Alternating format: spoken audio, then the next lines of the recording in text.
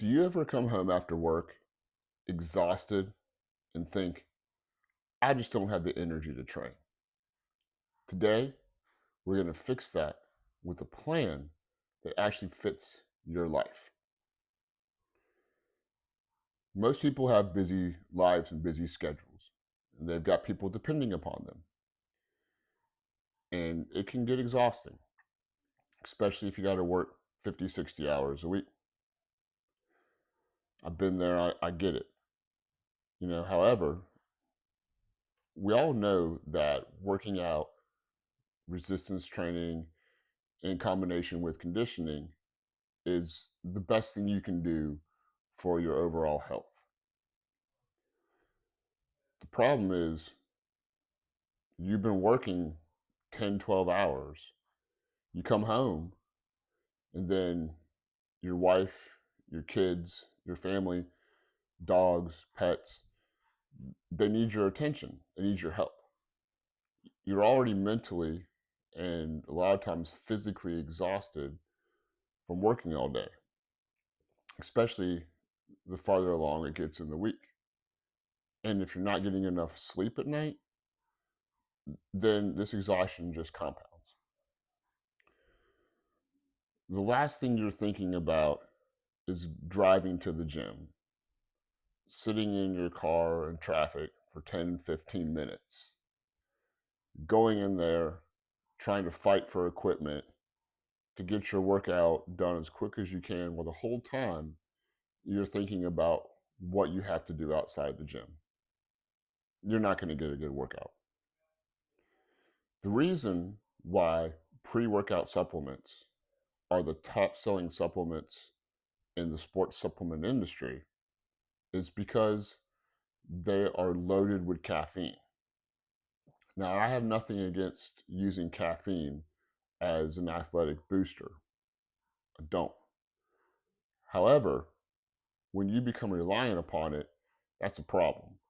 And when you become reliant upon that because you're exhausted, then that's definitely an issue that can lead to injury and even longer and more powerful fatigue. That's something that none of us want. Well, as the demands of my life got larger, especially after my son was born, I realized that I wasn't going to be able to go to the gym as much as I used to. And I was fine with that. But I needed a way to continue working out, something I could do, from my house that wouldn't take that much time. And then when you're exhausted, you also don't want to be underneath 200 something pounds. Something can easily go wrong if you're not 100% focused on what you're doing when you're lifting heavy weight, and you can get hurt. You can get hurt really bad. So, what I decided and what I learned to do is I came up with some routines that I can do from my house without actual weight. So you can perform these exercises at your house, at your home, after work, and they're not going to take up that much time. You can work out for as long as you want. 15 minutes, 3 times a week, that's enough. It's more about consistency than it is about each individual workout.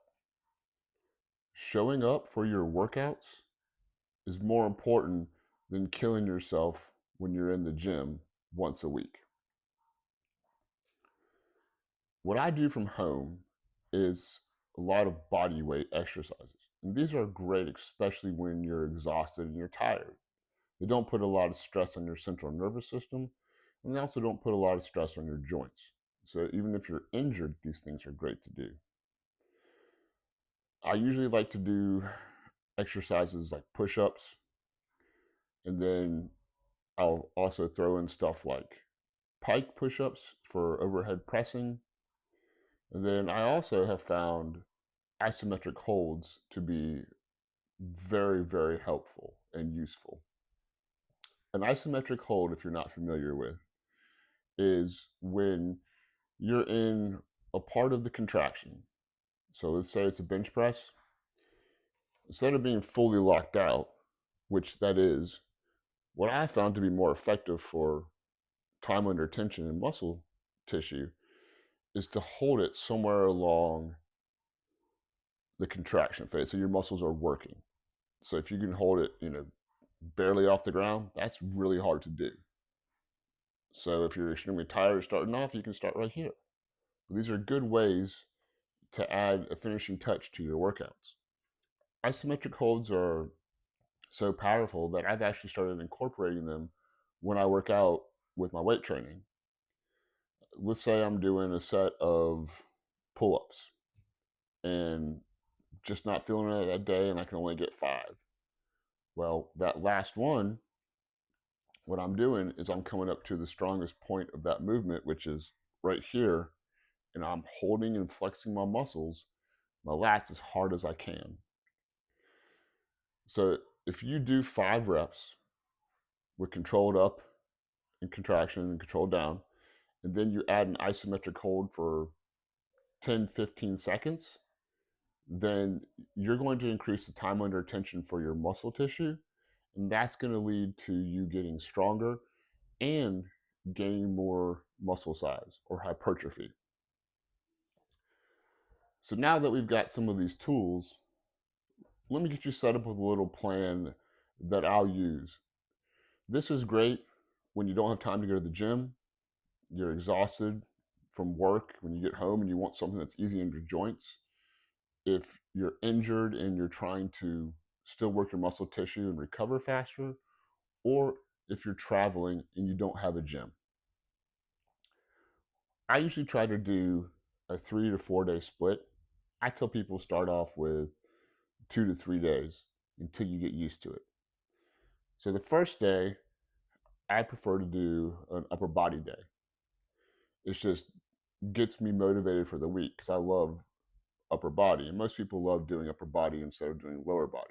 So if you do upper body first, then I find that I'm more motivated to complete the rest of my workouts the rest of the week. So I'll start off doing 3 to 4 sets of push-ups and then do an isometric hold for 20, 30 seconds on that last set. And as you progress and it gets easier, you can actually start doing the isometric holds on as many of the sets you want to do. So I try to rest about 30, 45 seconds between each set.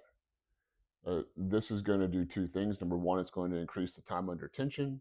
And number 2, it's going to give you a lot of that conditioning component of the workout. We're trying to get your heart rate level up to zone 2 and keep it in zone 2 and zone 3. That's what's been shown to be most beneficial for cardiovascular health. Also, it doesn't give you a lot of inflammation, and that's going to prevent damage to your overall body. In other words, when you have too much inflammation, you can get sick easier and you just don't feel as good. All right, so let's recap it. Start with 3 to 4 sets of doing push-ups. Rest 30, 45 seconds in between. The last set or however many you want. Then you do an isometric hold for 15, 20 seconds. If you can do it longer, that's fine. But squeeze your muscles. Then I recommend going on to what they call a pike push-up. A pike push-up is going to work more of your shoulders and give you more of an overhead press movement. And they're hard. I actually do them a lot of times with my weight training. So you'll do your pike push-up. You might only be able to get 2 or 3. And you don't have to go all the way down and touch your nose to the ground. You can limit it depending upon how strong you are.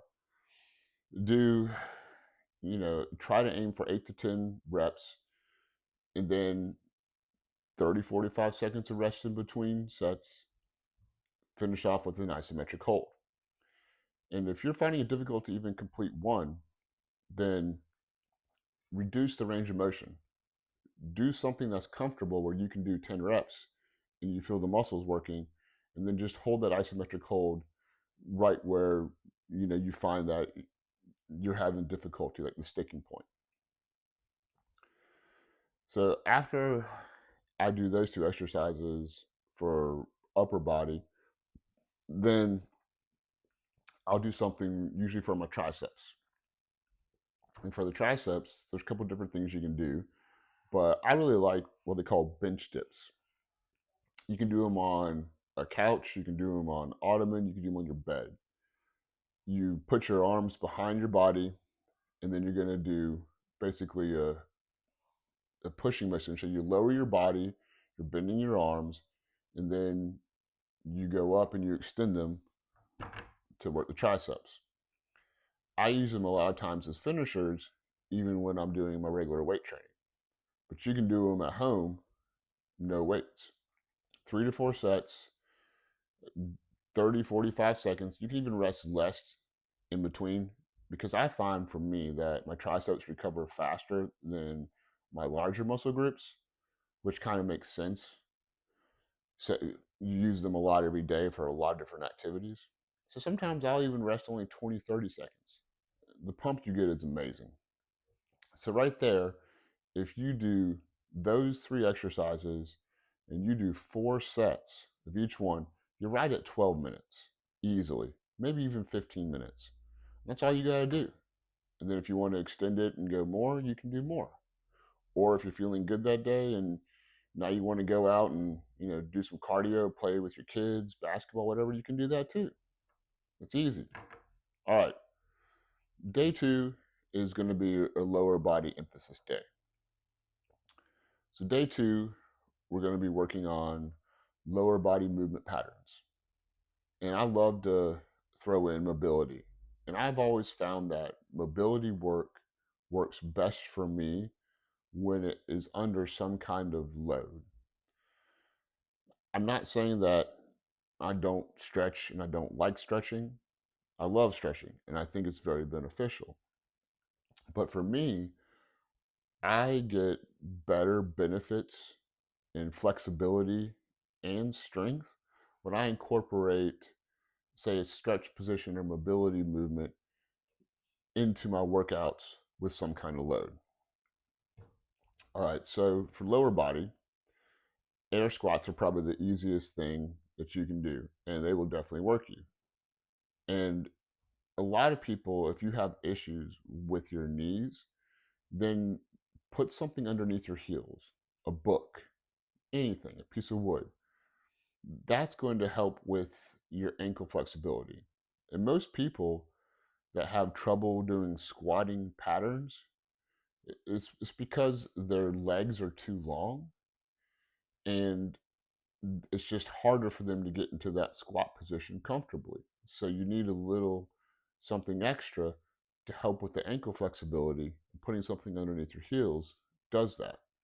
It also tends to isolate the quads a little bit more than your standard squat. And you can go a lot deeper also, which is actually better for your knees.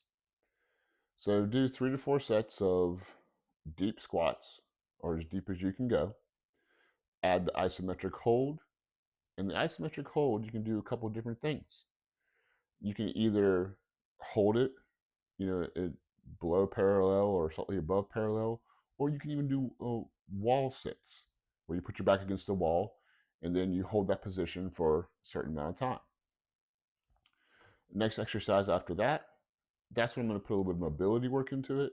And that's when I'm going to do my single leg Romanian deadlifts, or RDLs. Try to do 3 to 4 sets, work on your balance, and rest about 30, 45 seconds in between. And honestly, when it comes to single leg movements or single arm movements like the RDL or single leg RDL, I'll only rest as long as it takes to do one side. In other words, I'm not really resting. I'll do my right leg first, I'll do my left leg, and I'll keep going back and forth. Now, if you need a little bit extra time in between the sets, then definitely take that. But I find it to be more efficient and I get a better workout and definitely better conditioning by doing one leg right after the other. 3 to 4 sets. And then again, isometric hold. You can choose different levels of where you are with a single leg RDL and just hold it there. You should feel a really good burn in your hamstrings. The last thing I'll do is what I call toe squats. And if you can't do it, this is fine. Uh, Instead, get on some stairs, and like steps, and raise your feet up. But for me, I find that if I go up on my toes, again, it's another mobility exercise, and I try to do a squat with my knees way in front of my toes, that I actually get a better workout for my calves than doing calf raises on a stair step. I think it mirrors more of the natural pattern, especially one where you're running or sprinting, than what you're going to get by doing, some kind of ankle flexion. Now, I definitely think that the ankle flexion on the stair steps is valuable, and I do that for some stretches. But I usually do, instead of doing a full stretch and holding it, what I do instead is little pulses right above the max stretch position, and that really helps to activate your Achilles and keep that whole tendon working and the muscles working as well too, and prevent injury. Now, last thing you can add if you want to extend it a little bit longer is tibialis raises. And tibialis, if you're not familiar with the tib muscle, it's the front muscle, it's your shin muscle, and a lot of times it's weak. It's used a lot when your foot comes down. Your tibialis helps to brace the foot for that impact, then you roll off and then you use your calves. So the way you can work it is leaning up against a wall. You stand on your heels and make sure your feet are a little bit farther out from you, and you go up and down trying to touch your toes on the ground. You do those 4 exercises, 4 sets. Again, that's 15-20 minutes easily. Now, third day, do a combination of upper and lower body.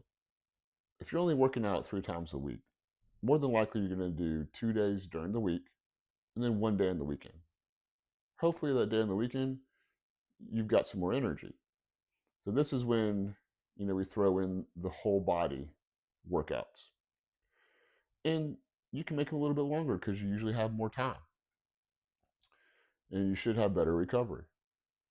So start off with some push-ups, but this time let's do close grip push-ups. Close grip push-ups are going to target more of your triceps. So you do that, 3 to 4 sets. Isometric holds on these are a killer. And then roll right into a squat. You could also do a version of a front squat where you could hold a book or a counterweight in front of your body and go flat on your feet or something underneath your heels and go up and down. You're adding some extra weight to it, but you're also going to be able to stand up more upright, which is going to help with your posture and help with your hip flexors. 3 to 4 sets, rest 30-45 seconds in between, throw in an isometric hold at the end while holding something up. You're not only going to work your quads, but you're going to work your front delts as well too. And that is a killer. And that's another thing.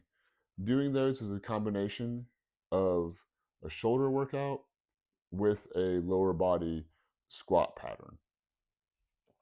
Third thing, let's go back to upper body. You could do another pike push-up, which I think are great, but this time just do pulses. Do it where it's comfortable, and then do another isometric hold. You could even do pike pushes on a wall, or if you want to make them easier, you could do them on, say, like a couch. So that's how you make pike push-ups easier. That's how you scale them, is you bring your hands up higher off the ground, not your feet. And by doing so, that will help you get stronger So then you're able to do a full pike push up on the ground, or the more advanced version, you can do them actually on a stair step with your head going past below uh, the level of your feet. Fourth thing, um, I love what I call the pancake deadlift or pancake stretch. So a pancake stretch, if you're familiar with trying to do a split, is when you have both of your feet, out as wide as you can, but you want to be able to have your feet flat on the ground, and you want to be able to be solid. In other words, you don't want to be wobbly. You don't want to be putting pressures on the side of your feet. You want to feel stable. And what you do is you bend forward and you bring your hips back, and you'll feel a stretch not only in your hamstrings, but also in a lot of your hip flexors uh, and a lot of your groin muscles. Your abductors get crushed by doing the pancake deadlift. Right there, that's 4 exercises. You're already at close to 12, 15 minutes. You can add in another tricep thing. And also, if you have access to a bar or something you can hang on, you can actually do pulls when you're parallel to the ground, and that's going to work your pulling muscles for your lats, and it's also going to help with your biceps. So not being able to go to the gym and being exhausted should not be a limiting factor in whether you can work out or not. I get you're tired, but there's things that you can do 10, 15 minutes that will make you feel better and will help give you more energy to be able to combat the mental and physical stress that you get from work, family, and everything else in real life. Working out is the number one thing you can do for longevity, and it's the best thing you can do for your health. And when you do it at home without weights, even 10, 15 minutes, 2, 3 times a week, you're not going to hurt your joints, and you're going to be very efficient. It's not a lot of time. Do it quickly, get it over with. You will feel better. I guarantee it. If you have any questions about these exercises, definitely go look them up. They're widely available. You can see how to perform them. And I'll definitely go over some more of them in the future, just so you can kind of see how I do them. Because I find a lot of times that people do these exercises a little bit differently, and that's perfectly fine. They do them differently because we're all built differently. That's it. Well, I definitely think that working out the smart way is the best way to prevent injury and to be present with energy for your family and your life. I definitely am going to go over some more of these exercises, and I'd love to hear if you've got some things that you do, some strategies you do when you can't make it to the gym, or if you're traveling, if you're hurt, if you're working, you're at home, whatever it is, you're tired. Please drop some in the comments below. I'm always trying to learn, and I would love to hear and see what you guys have used and works best for you.